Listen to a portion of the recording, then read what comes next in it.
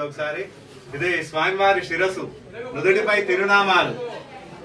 మాట్లాడదమ్మా. స్వామివారి శిరస్సు, నుదుటిపై తిరునామాలు, నేత్రాలు మెత్తగా మృదువుగా సున్నితంగా ఉండడం చూపెడతామని చెప్పాం కదా.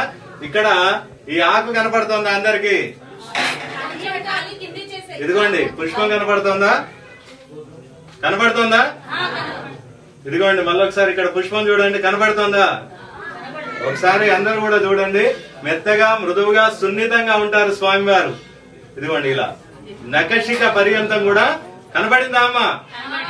ఇదిగోండి మానవ దేహం ఎలా ఉంటుందో ఆ స్వామివారి శరీరం కూడా మెత్తగా మృదువుగా సున్నితంగా ఉండడం ఇక్కడ స్వామివారి యొక్క విశేషం. అలాగే